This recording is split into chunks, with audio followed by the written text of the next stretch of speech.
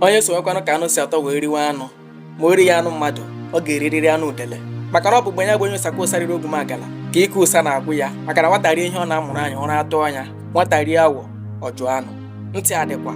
Chimere kwesịrị ịgụ akwụkwọ na JS3 maka na ihe na-esiri ezinụlọ ya ike. Otu nwoke na-achọ onye odibo abịa gba ezinụlọ ya na ya chọrọ ịkpọrọ Chimere ka ọ bịa gbara ya odibo. Kpọọ Chimere ka a mara ihe ọ ga-ekwu mara ma ọ bụkwa obi ya ịga. Oge a gwara Chimere maka ya o cheghị eche ozugbo o kwere maka ya bụ nduru bụbu ụzọ egbu opi egbu o wee bụrụzie oge ihe opi mere. Etu a ka Chimere si wee soro nwoke ala Abuja wee malite gbanwe odibo. Chimere anaghị achọ ọgbe, ọ na-erubere nwoke isi, ọ naghị eme aka ntụtụ, ọ naghị enwe efe nke aka ya na-abụnaghị ahụ ọ na-azụ. Ọ gbaala odibo afọ 5 o were otu afọ nyere nna ya ukwu aka zụpụtara anya ego ọ ga-eji wee ga-edu ya o wee bụrụ afọ 6 ọ nọ n'aka nwoke a.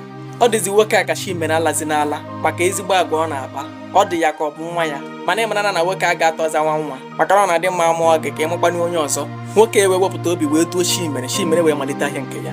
Ọ na-etinyesi ụmụ ihe ahụ ọ mụtara n'aka ga ya n'ọrụ maka na ọ bụ ahịa onye ma anya ya ka ọ ma mgbe o ji azụ. Chimere azụọ n'ahịa afọ 3 Chukwu ewere gọzie ya malite na-eme ọfụma. Otu ụbọchị ka ọ gara igoro nri na fast food o wee hụ onye nye abụọ soro wee gụọ akwụkwọ. Ha abụọ ekelechaala ha nyesi onwe ha kara ekwentị ha. Site ka mgbe ahụ ha abụọ amalite na-akpa n'ekwentị. Aha nwata akwụkwọ ahụ bụ Ifenna. Ka ha nọ na-akparị n'ekwentị Ifenna esi n'ụzọ dị aṅaa ọ na-achọ ka ọ matachi ihe Chimere na-arụ. Ọ na-ajụ Chimere a na-asa ya o si n'ụzọ ahụ ọ chọpụta na Chimere na ofụma. Chimere mechaa jụọ ihe gbasakwara anụ ya ọ sị na ya n'obodo oyibo na ha batara ụlọ ịkwa ozu. Etu a ka ha si wee nọ na-akpa n'ụbọchị ọbụla. Ike obodo oyibo amalite gụnwa Chimere o wee kọtara Ifenna maka ya.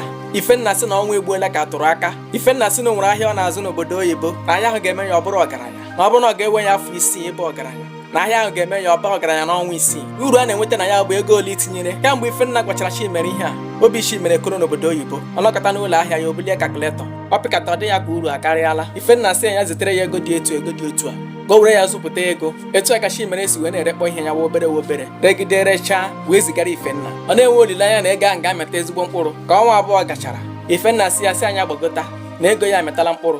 Etu a ka Chimere si kwado gama obodo oyibo. Ka ọ garuru ọkpọnwa Ifenna n'ekwentị ahụ ekwezi aga kwe ya takwa ya ka echi o kwezi aga. Etu a ka Chimere si teta n'ebe ahụ n'otu ọnwa. Chimere amazi ihe ọ ga-eme. Ego o ji n'aka agbariela. Amazi m ka o si wee nweta ego wee banyekwa ụgbọelu lachi ya ma Abuja were gazi ebe ahụ na-agba ọsọ ahịa malitekwa ụwa n'isi. Ọ na-atụkwakwa akara ekwentị Ifenna ọ naghị enwetazi ya ruo taa.